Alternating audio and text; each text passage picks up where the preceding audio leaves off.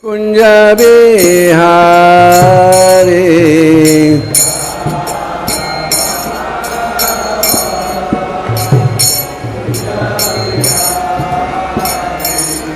Jai Radha Madhava Kunja Bihari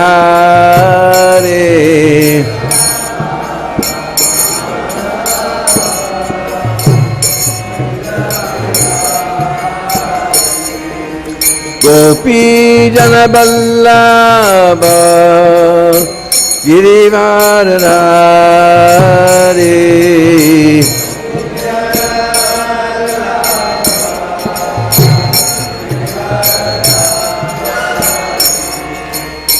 Gopi Jana Vallabha Girivaradhari. It's too high.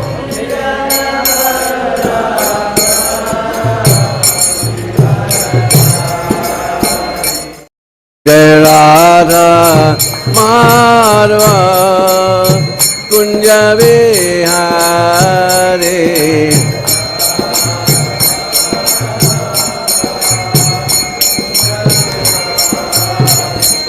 Jai Radha Madhava Kunja Bihari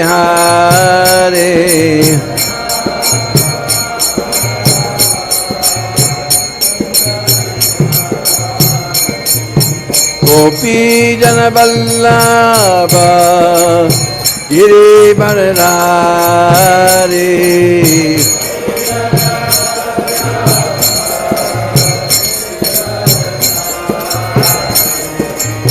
Gopi Jana Vallabha Girivaradhari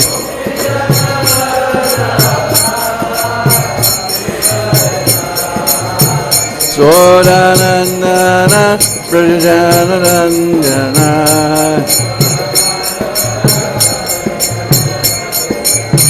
Yashoda Nandana Prajanandana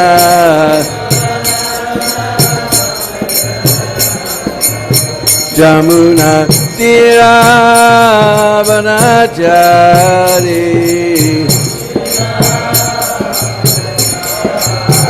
Jamuna Tira Vanachari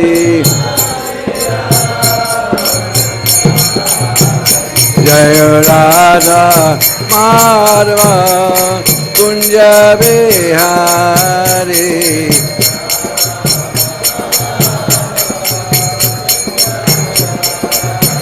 Jaya Radha Madhava Kunja Bihari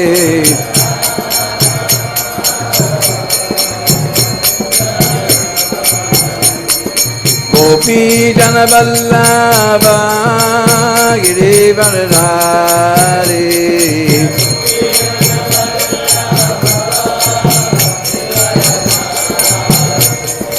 Gopi Jana Vallabha Girivaradhari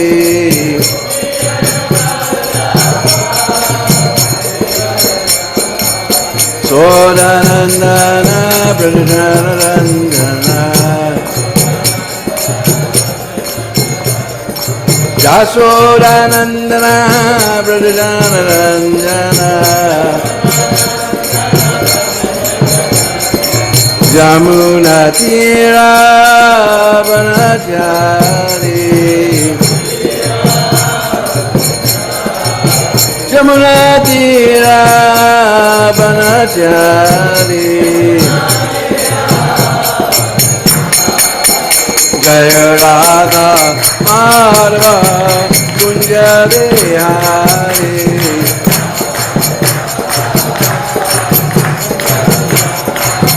Jaya Radha Madhava Kunja Bihari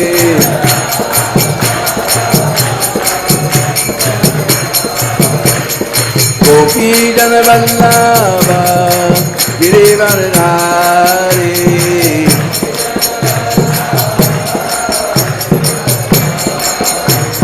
Gopi Jana Vallabha Girivaradhari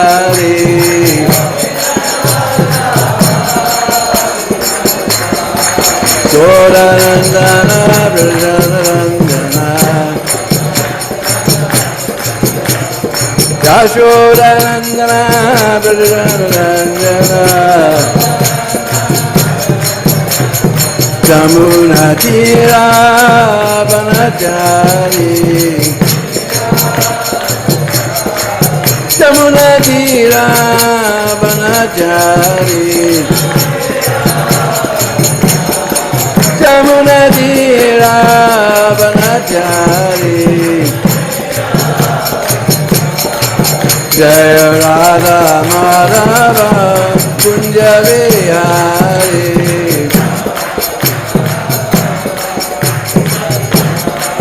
Jaya Radha Madhava Kunja Vihari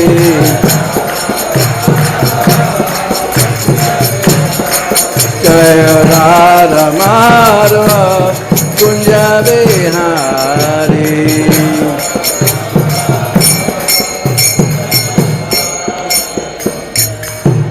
Sri Radha Madhava ki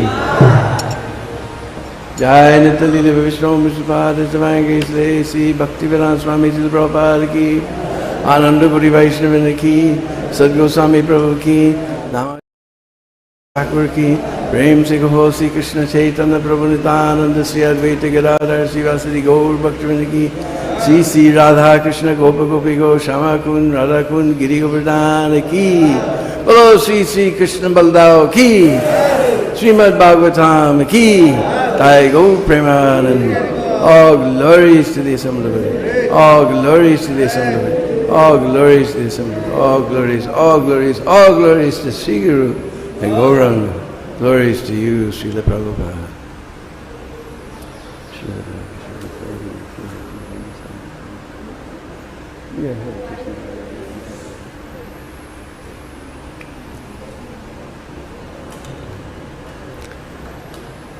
So it's a great pleasure and great honor for me to again be here after a long time in the beautiful temple of Sri Sri Radha Parthasarthi, the lotus feet of Sri Sri Gaurnitai, Sri Sri Radha Parthasarthi, Lalita Visaga, Sitaram Lakshman Hanuman, Srila Prabhupada, and with all the wonderful devotees of Radha Parthasarthi Mandir. It's a very great pleasure for me. Hare Krishna. So today we're going to go into the 10th canto, one of the sweetest chapters of Srimad Bhagavatam, 10th canto. Om Namo Bhagavate Vasudevaya.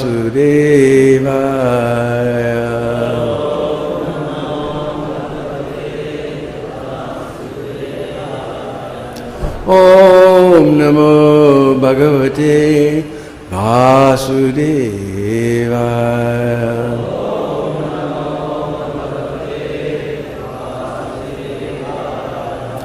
Om Namo Bhagavate Vasudevaya.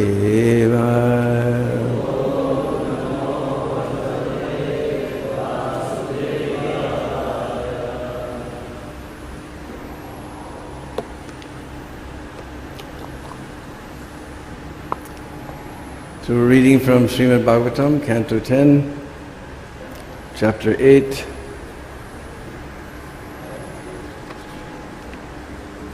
Text 42.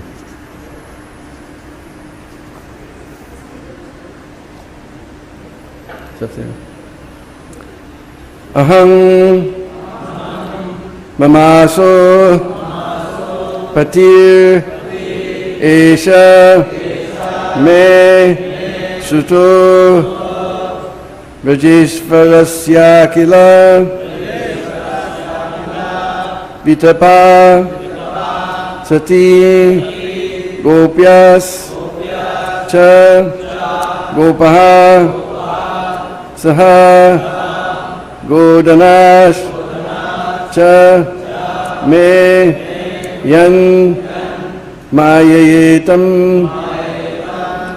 Kumati Sa Me Gati Aham mamaso patir esha me suto.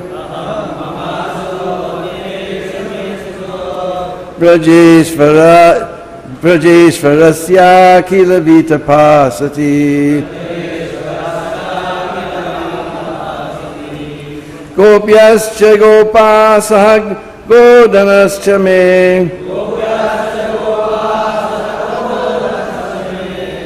Yanmaya etam kumati samegati. Aham mamaso patir esha me suto. Brajeshvarasya kila vita pasati. Gopascha gopasah godanascha me.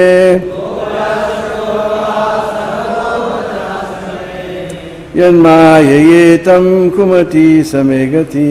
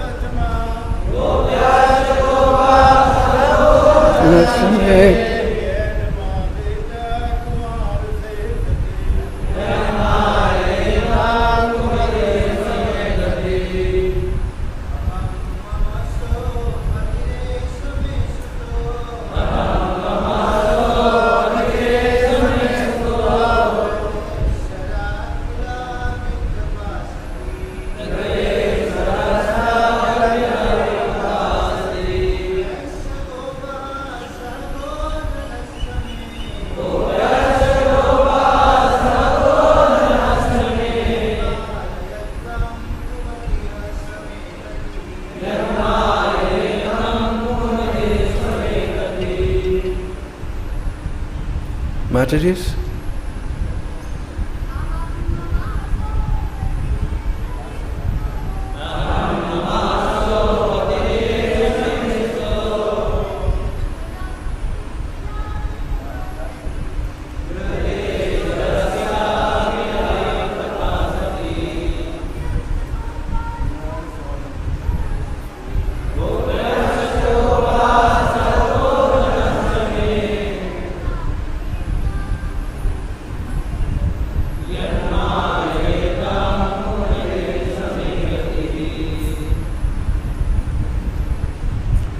Aham, my existence.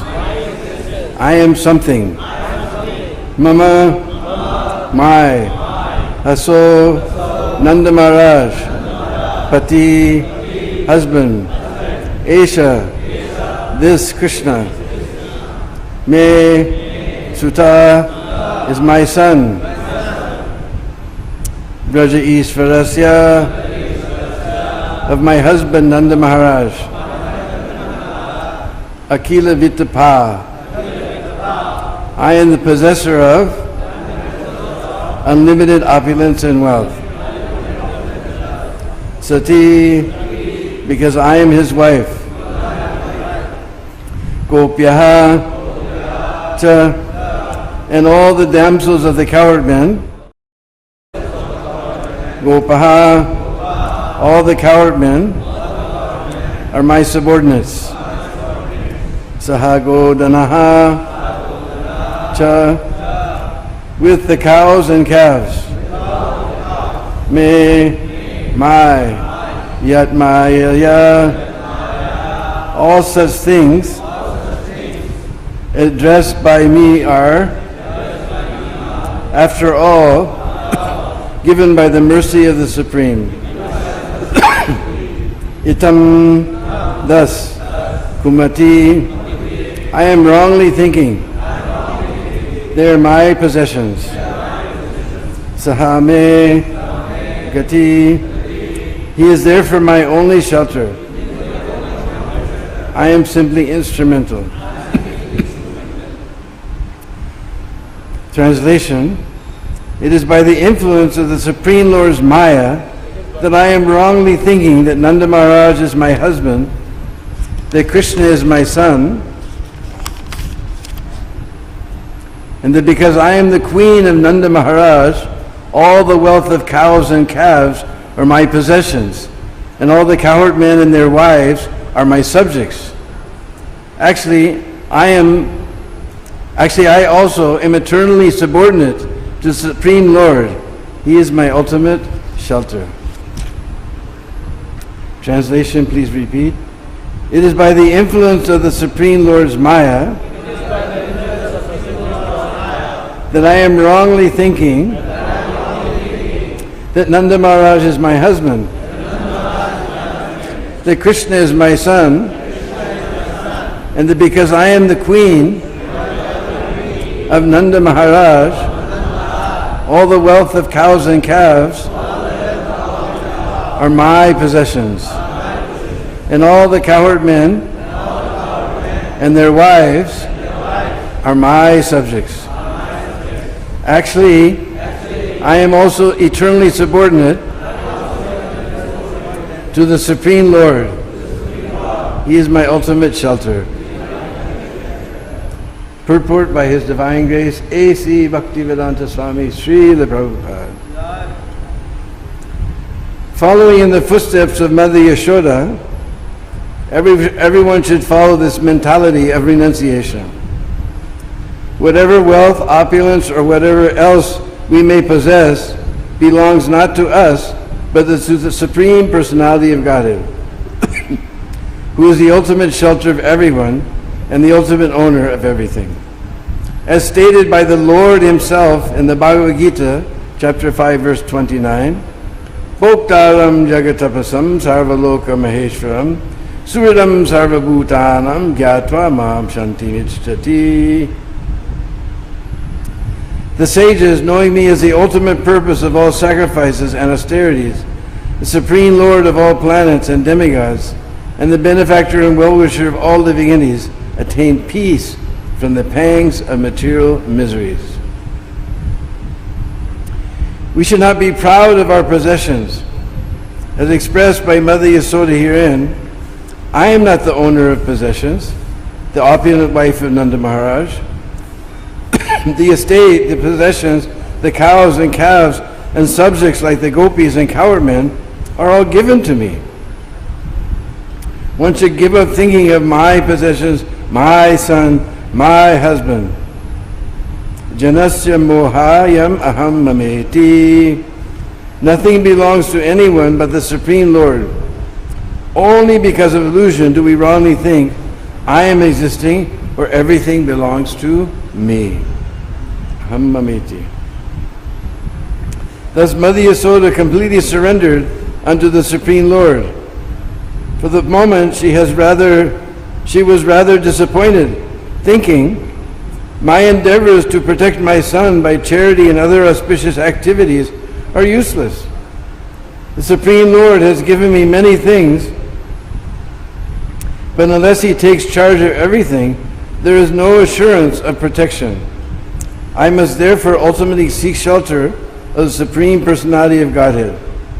As stated by Prahlad Maharaj, Canto 7, Chapter 9, 19, Balasya neha sananam pitaro nishringha. A father and mother cannot ultimately take care of their children. Ato griya shetra sutapa vitayar janasya mohayam aham mameti. Bhagavad, Canto 5, Chapter 5, Verse 8. One's land, home, wealth, and all one's possessions belong to the Supreme Personality of Godhead. Although we wrongly think, I am this, and these are mine. Hare Krishna.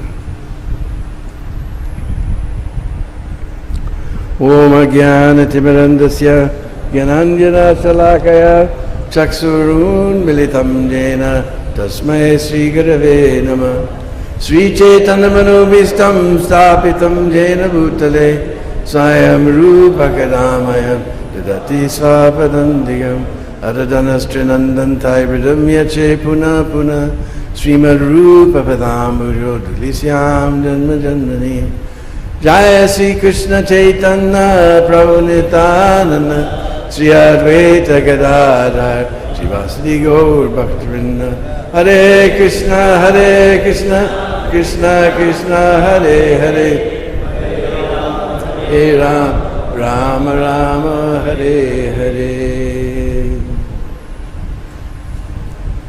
Panchakalpatrubhyascha Kripasinduvevacha Patitanam Bhavaneva Devyo Namo Namaha.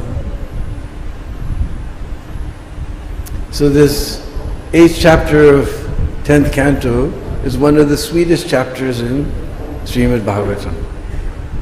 It tells all about the beginning childhood pastimes of Krishna in Gokul. On the opposite side of the river of Mathura, there's a very beautiful place called Mahavan, also Gokul. One of the 12 forests of Vrindavan is Mahavan, Gokul. So there Nanda Maharaj was living along with Krishna and Mother Rohini and Balaram. So this chapter describes all their wonderful pastimes. First they were crawling around. Before they were just lying in their cribs and their mothers were enjoying them like that. But then Krishna and Balaram, they began to crawl. And they began to go hither and thither. And they would crawl through all the mud and the cow dung and the cow urine and become completely covered. And Bhagavatam describes they appeared very beautiful, all covered with mud and cow urine and cow dung. And their mothers, seeing them like that, they would feel transcendental bliss. They would come and pick them up, sit them in their laps and feed them milk from their breasts. And while they were feeding them milk from their breasts, they would see little tiny teethas coming.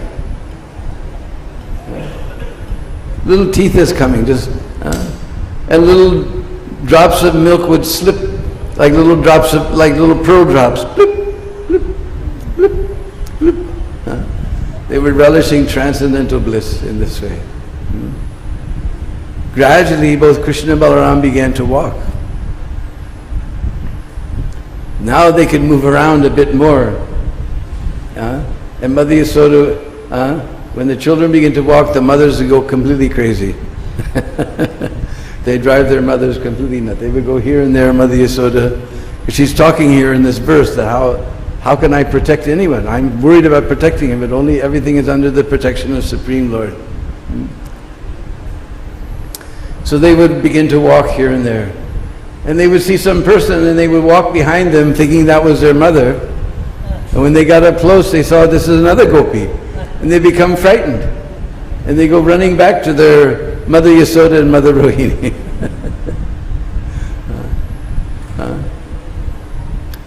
Gradually, as they got bigger, they began to relish more wonderful childhood pastimes. Because they were very fond of milk and butter. And they would go to the neighbors' houses and they would sneak into the house when nobody was looking, and they would steal the butter and milk and yogurt. And then all the gopis would come to Mother Yashoda to complain, but Krishna would just smile. And Mother Yashoda, she couldn't chastise her son, just smiling. They were little rascals. Sometimes they would go before the milking of the cows, they would let all the calves loose. Now what happens is the calves get loose, they all go running to their mothers and begin to drink all the milk. Then there's no milk for that day. Because this is the system. Actually, we let the calves drink too much milk, they become sick. But they have to drink some milk because we think the milk is just there inside, that you just milk the cow like that and milk comes out. The milk, we call it letting it down. They keep it up inside themselves. But something triggers them to let it down. What triggers them when they see their calf. So we bring the calf, and he just comes running, and he begins to drink milk. Then the mother feels very happy and she lets the milk down. Then, depending on the size of the calf, sometimes it takes two coward men to get that calf away. You know, he's just...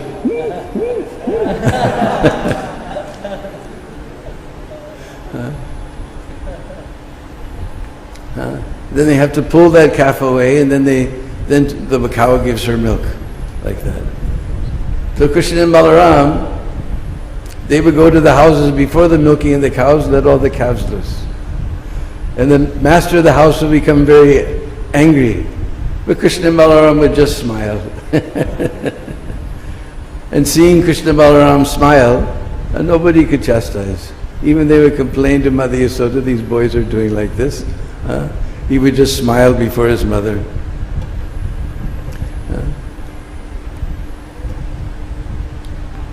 So then they began to hang the butter and milk very high from the rafters. So then Krishna and Balaram, they saw this, now what to do? So they would get the ukkal, the grinding mortar, the wooden grinding mortar. And somehow or other they would manage to climb on top, and they would steal the butter and milk. And they would go outside and begin to eat it. And then you know, in Vrindavan, as soon as there's something to eat, who comes? Monkeys. We're missing them here in Delhi. Mohan Rupa gave us a Mahaprasad plate, and we were walking back to our room, we were, where's the monkeys?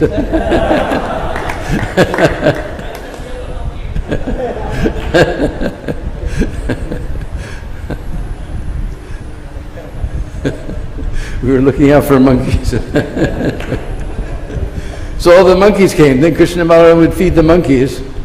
And when the monkeys were completely stuffed and couldn't eat anymore, then the gopi would come and she would see Krishna and Balaram with their stolen milk and butter. And Krishna and Balaram, why are you chastising us? Look, even the monkeys don't want your butter. They handed the monkey.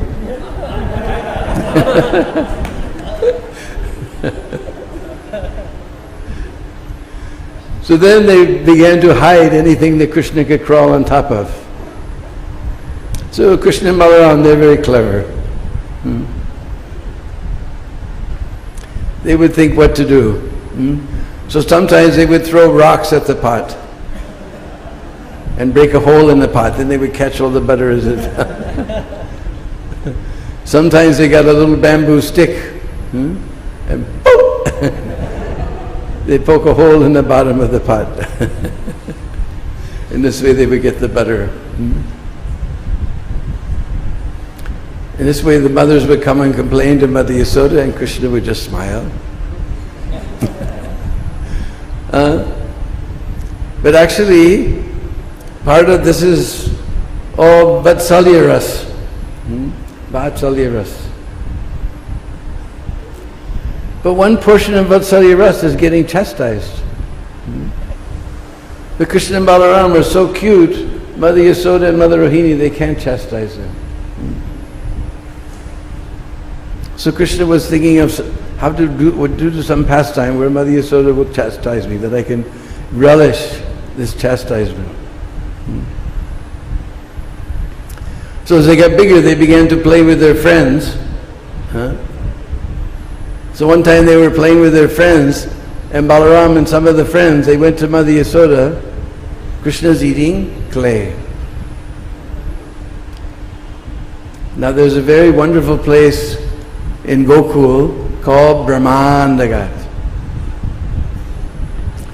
And during this whole lockdown period, the government has fixed it up completely, made all new ghats and all those, I don't know what you call, I just call them piers with little chhatris on top, all beautiful carved stone railings here and there, so many, you can't imagine. Every place in Braj they're fixing up, including even they came to Brindakun and fixed and did all carved railings around the wall and all around the kunds and prikrama paths and so many things. Now they're planting a little bit of trees and grass to make everything nice. So Brahmandagat is very beautiful now. So, and now Vrindavan is open up, at least till 7 o'clock. So, anyway, they all went to Balaram and some cowboys, they went to Mother Yashoda, said, Krishna's eating clay. The Mother Yashoda became very upset. If he eats clay, he'll get sick. Because she's always worried, but her worry is all about Krishna. In this way, Krishna invents so many ways for Mother Yashoda to always remember him. So Mother Yashoda came there and she said, Lala, why are you eating clay? He said, I didn't eat any clay. He said, Maiya, maine hi mitti khayo. Now we can take it, Maine nahi mitti khayo. Or we can take it, Maine hi mitti khayo.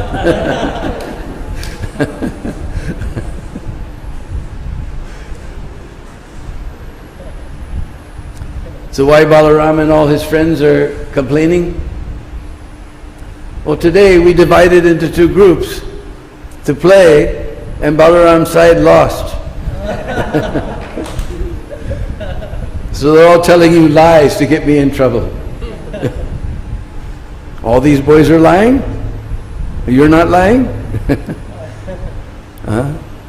All these people are lying and you're not lying? You're just one person, easy for you to lie. There are so many and they're all telling the same story. No, Maya, I didn't eat any clay. If you want, you can see inside my mouth. So Mother Yashoda took the challenge. All right, Lala, you open up your mouth and show me. So that's why this is called Brahmandagat, because he opened his mouth and Mother Yashoda looked inside. She saw the whole Brahman. She saw the sun, the moon, the stars, the earth, Jupiter, Saturn, Venus, the objects of the senses, the controllers of the senses, earth, air, fire, water, everything she saw within Krishna's mouth. And she was totally astonished. One time when they were working on the Krishna book, Prabhupada described this pastime. He wanted the artist to make a painting of this pastime. So Prabhupada described this whole thing. Krishna opened his mouth and Mother Yashoda looked inside and she saw the whole universe. So Prabhupada said, you have to draw like that. So the artists for 2 or 3 days, they were thinking, because Krishna's mouth is very small, how are we going to show the whole universe? After 2 or 3 days, the artists couldn't figure it out. So they went back to Srila Prabhupada and said, we can't figure out how to show this. So Prabhupada said, bring me a piece of paper and a pen. Then Prabhupada made little stick figures. You know, stick figure, you draw a little circle for the head and then a line for the back, the body, and a line for the arms and legs and foot. So Prabhupada made a little one of Krishna. He made a bigger one of Mother Yashoda. And then he made a balloon coming out of Krishna's mouth like this. Then the artist got the idea. So we have something like that now. She saw the whole universe inside Krishna's mouth. She even saw Krishna inside. She's looking inside Krishna's mouth, but she's seeing Krishna inside Krishna's mouth. She's seeing herself. She's standing outside looking in and she's seeing herself taking Krishna on her lap and feeding him milk. She became completely bewildered. So am I dreaming? She pinched herself. Am I dreaming? No, I'm wide awake. You know, what is this? Is this some mystic power of my son? What is this? What is going on? She couldn't figure out what was going on. Then finally, she speaks this verse. After seeing all these strange things in Krishna's mouth, then she became a little philosophical. It is wrong to think that Krishna is my son, Nanda Maharaj is my husband, all the cows and calves, all this property, this is all mine. The cowherd men and the cowwomen, they're all my subject. This is all illusion. Actually, everything belongs to the Supreme Lord. I should take shelter of the Supreme Lord. So she was thinking like this, and Krishna understood what she was thinking. Then he thought, oh no, if my mother takes sannyas, then what's going to happen? If Mother Yashoda gives up everything and goes away, then what will happen? Who's going to cuddle me? Because when Krishna would come home, then Mother Yashoda, she'd grab him and cuddle him in her soft arms up against her chest. So Krishna's thinking, if Mother Yashoda goes away, who's going to cuddle me? And who's going to feed me? If Mother Yashoda goes away, who's going to feed me? Mother Yashoda feeds me so sweetly. When I was small, these are secret things between the mother and the child, because the child is very small, can't chew so well. So the mother takes the hard thing and chews it up, and she takes it from her mouth and puts it in the child's mouth. So who's going to do that for me? And who's going to bathe me? Who's going to wake me up with sweet lullabies in the morning and bathe me? And get me dressed? Who's going to tuck me in bed at night? And tell me nice stories? Because Mother Yashoda tucks Krishna in the bed, and he says, now it's Lala, you go to sleep. No, Maya, you have to tell me a story. No, you go to sleep. No, Maya, I won't sleep till you tell me a story. And Mother Yashoda said, one time, Lala, there was a very demoniac king named Hiranyakashipu. And he conquered the whole universe and became very powerful. And he got benediction that nobody could kill him anyway, anyhow, anywhere, any place. And even though he was a big demon, somehow he had a son named Prahlad Maharaj, who was a great devotee of the Lord. And he tried to train his son to become a demon. He sent him to school to become a demon. But instead, his son was teaching all the children about Krishna consciousness and getting them to chant Hare Krishna. So you heard this, the Hare Krishnas have infiltrated our school.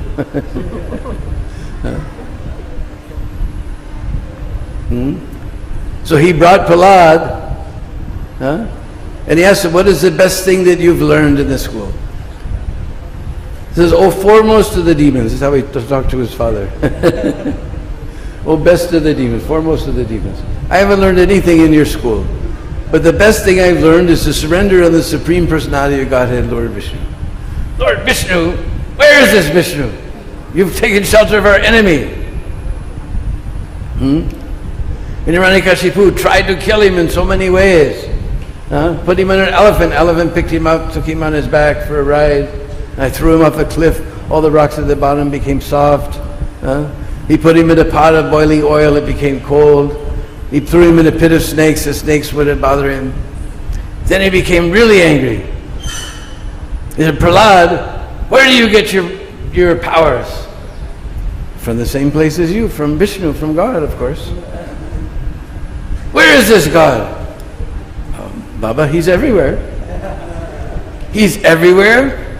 Is he here? Is he here? Is he in this pillar here? Oh, Baba, of course he's everywhere. And Hiranyakashipu took his sword and he smashed that pillar to smithereens. And then Krishna jumped on the bed and went, ah! And then pretended to rip Hiranyakashipu in half. And Mother Yashoda said, I never told this story before. How does he know the end of this story? I never told this story before. Now, Lala, you go to bed. So Mother Yashoda was thinking all these philosophical thoughts. So Lala thought maybe she'll run away and go to the forest. Then what will I do?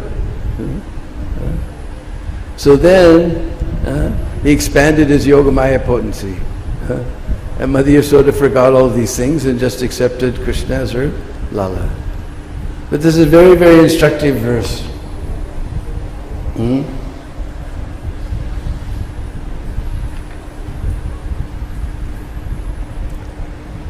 By the influence of Supreme Lord's Maya, I am wrongly thinking that Nanda Maharaj is my husband and that Krishna is my son. And that because I am the queen of Nanda Maharaj, all the wealth of cows and calves are my possessions. And all of the cowherd men and their wives are my subjects. Actually, I am also eternally subordinate to Supreme Lord. He is my ultimate shelter. So this purport Prabhupada explains that actually, like Mother Yashoda, we should understand this is the beginning of spiritual life when we understand that I'm not this body. And actually, this body does not belong to me. We say it's my body. But beyond my control, it gets sick. Nobody wants pandemic, but somehow this pandemic has happened. And we've seen so many of our dear friends and congregation all over the world that died. Beyond our control. We say it's my body, but this, we say my body, we eat. Do we think, okay, now the stomach has to excrete some acid and has to go like this and this? We don't know what happens. We just put it in our mouth. It's happening. We say it's my body, but we don't know what's going on.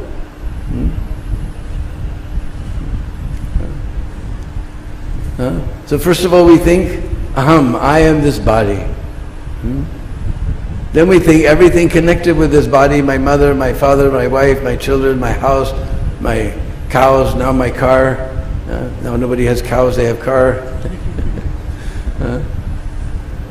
All these things are mine. My bank balance. All these things are mine. But actually, as Mother Yashoda has realized, all these things actually belong to the Supreme Lord. Prabhupada quotes this wonderful, famous verse.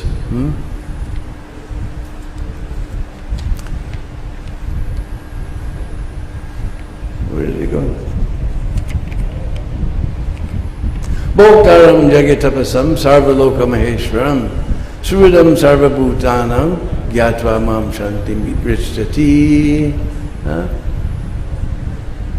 Sarvaloka maheshwaram. Krishna is the owner of everything. He's the owner of our body. He's the owner of our so-called, this is my wife, this is my children, this is my house. Because these will not go with you. None of these things will go with you. Even this body doesn't go with you.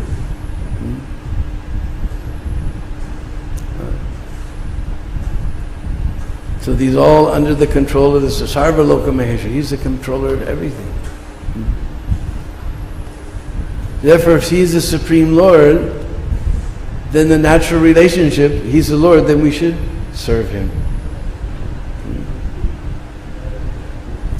This is a natural conclusion. If He's the Lord, then we should serve. Then everything becomes perfect. Then Rupa Goswami describes Yukta Vairagya, that if everything belongs to the Lord, then we can utilize everything in the service of the Lord. This is practical renunciation. Not that we give up everything. But we use all of these things, cars, tape recorders, microphones, all these things, computers, we use everything in the service of the Lord. We made this huge building here for the service of the Lord. So everything should be utilized. That is real renunciation. Just like this false renunciation that I give up everything. You didn't have anything to begin with. You came here with nothing. You're going with nothing. In between you're saying, this is mine, I renounce it. What did you renounce? You have nothing to renounce.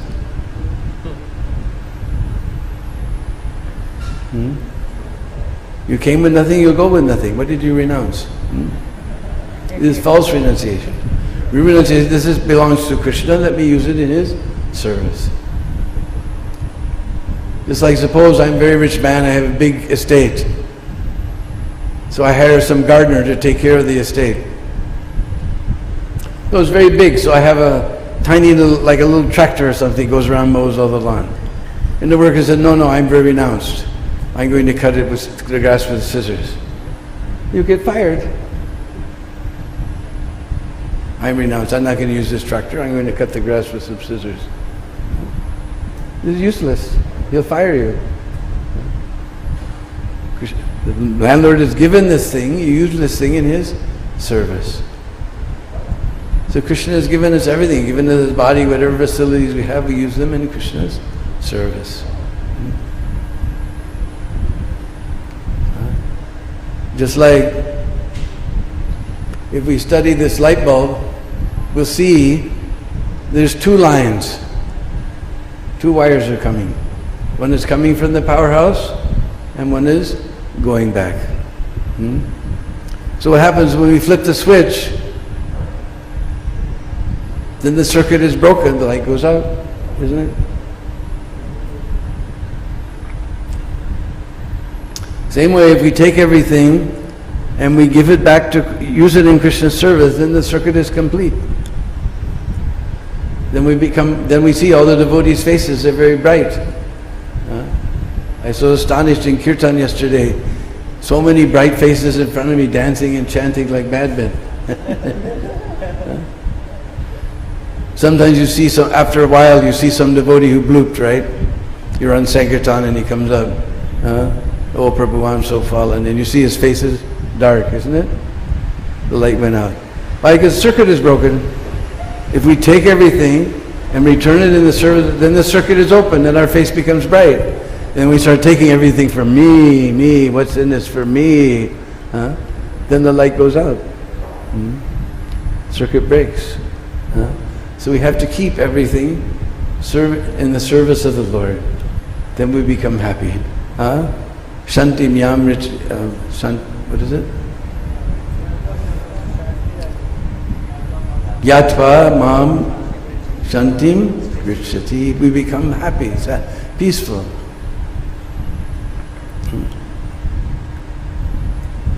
Become peaceful. Why? Because we've given everything back to Krishna. Just like a thief, he can't be peaceful. If If he's stolen something, then he's always thinking that the police may catch me. As soon as he sees a policeman on the street, well, maybe he's come for me. The ordinary person walking in the street, he sees a policeman, he doesn't worry. But the thief, as soon as, maybe he's coming after, maybe he found out, but I'm the one who did it. So the thief is never peaceful. But as soon as we utilize everything for Krishna's service, then we become peaceful. Because then we're no longer thief. And then once we offer everything to Krishna, then we have nothing to lose. At the time of death, we're all crying, oh, my house, my wife, my children, my this, my that, my friends, my car, because we think they're all mine. But if I've offered everything to Krishna and he takes them back, takes them away, I have nothing to lose. Therefore, Bhakti Vinod, he has a nice song. What is it? Manasa deha geha jo kichu mor arpilum duapade nanda kishore. Manasa, my mind, deha, this body, geham, this griha, jo kichu, whatever is mine, I am offering to the lotus feet of Nanda Kishore. Then I become peaceful. I'm no longer a thief. So this is the secret of happiness and peacefulness. So you engage everything in the service of the Lord. Therefore, Bhakti Yoga is perfect. It's practical. We don't say stop talking. Shut your mouth and don't talk. No, stop talking nonsense. But talk about Krishna. It was very enjoyable. We're talking about Krishna today. Very enjoyable. Just like one time we were walking on the beach in LA. And one boy, he come from another city, somehow in an airport he got a book. He read it, he started writing to the devotees. He got some japa beads, he learned all the prayers to offer as food. Then we wrote to him that Prabhupada is coming to LA, you should come. So he came, so we invited him to come on the morning walk. And on the morning walk he said, Prabhupada, I heard that wherever a pure devotee stays, all material enjoyment goes away. And Prabhupada dug his cane into the sand, and he turned around to see who spoke. He said, we do not say do not enjoy. We do not say do not enjoy. You were in the Kirtan this morning? Yes, Prabhupada. That was not enjoyable? Oh yes, Prabhupada. You did not hear the class discussing the philosophy of Krishna consciousness? Yes, Prabhupada. That was not enjoyable? Oh yes, Prabhupada. He said, yes, this is enjoyment like a human being. And this drink and dance all night in the disco club, is this enjoyment? Oh no, Prabhupada, no. That is enjoyment like cat and dog. So we don't say don't enjoy, but you utilize, you enjoy serving Krishna, because that is our natural position. Don't stop talking, talk about Krishna, sing Hare Krishna, sing beautiful bhajans, just like our Prabhu sang so beautiful bhajan this morning. Don't stop dancing, but stop this disco dance. Now we do the Swami step. Don't stop seeing. We come every morning, see the beautiful forms of Gaurnitai, see Radha Parthasarthi and Sitaram Lakshman. We don't say close your eyes, we say no, see the beautiful form of the Lord. The Pujari's service is very important to make the Lord attractive, to make us Krishna conscious. See, oh, how beautiful. Then throughout the day we remember, oh, they're wearing very beautiful blue dress and beautiful flower garland was there. So we don't say stop hearing, but you hear about Krishna. We don't say stop eating. No, you first offer to Krishna. You stop all this nonsense food. But you make nice pakora, sandesh, puri, sweet rice. You offer to Krishna and you taste it. One time Prabhupada said, if somebody takes prasad, what happens to that person? If we give prasad to someone on the street, and Prabhupada said, oh, you are a devotee of prasadam? Just go on eating prasadam, you'll make spiritual advance just by eating prasadam. Yeah. Everything we enjoy, we engage in Krishna service, and we enjoy also. This is real enjoyment, spiritual enjoyment. Therefore, this bhakti yoga is very joyful. In Bhagavad Gita, Krishna says, joyfully perform. It's very joyfully performed.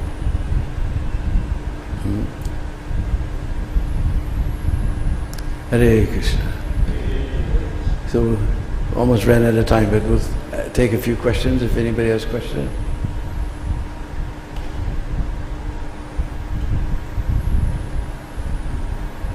Yes.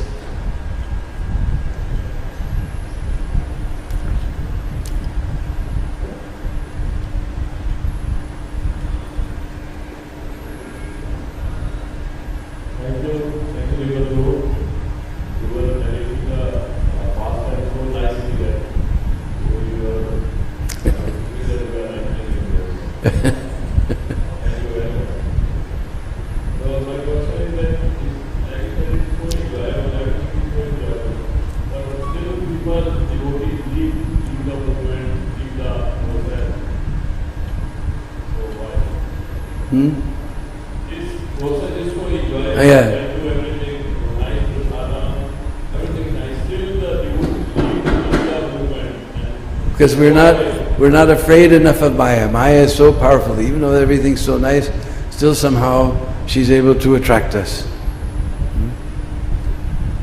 Just like we were all sons of very wealthy men in America.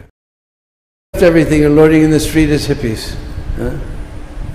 We had a nice house, nice everything. We just crashing in a crash pad, taking all kinds of drugs. We left everything.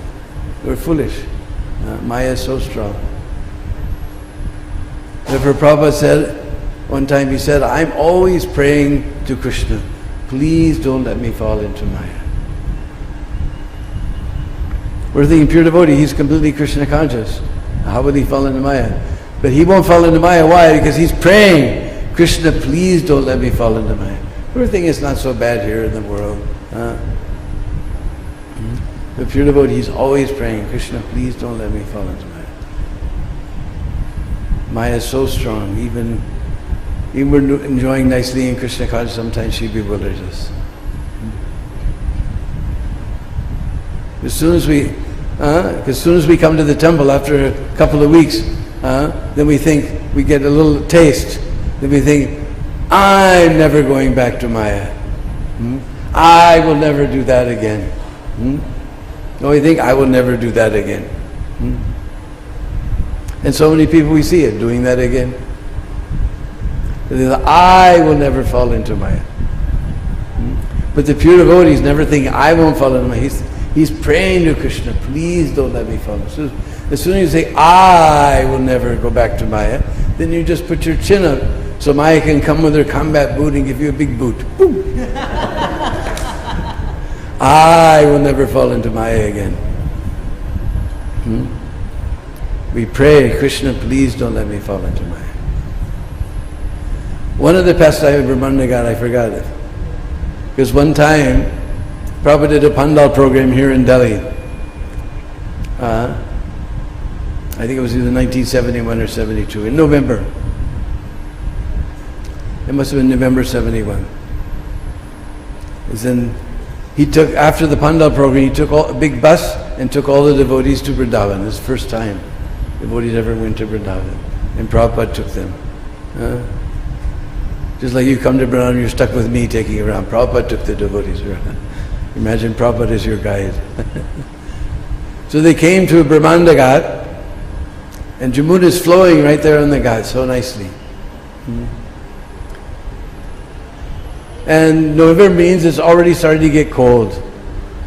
So Prabhupada went down the steps, he touched the water, put some on his head. He said, it is too cold for old man like me.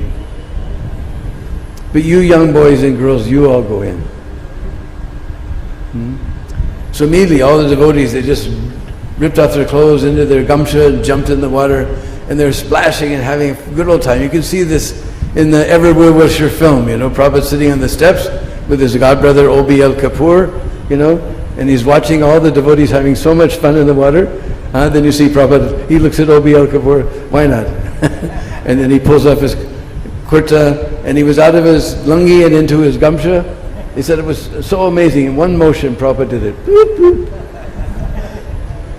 And then the late Shirodakshay Vishnu was there holding Prabhupada's hand, taking him down into the water, and then Prabhupada's going like this, and then Indian style, boom, boom, boom. You remember in the film, the next time you see the film, that's Brahmanda God.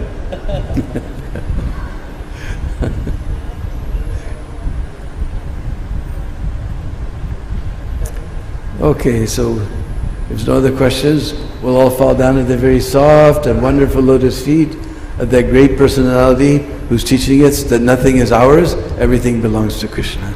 Srila Prabhupada ki.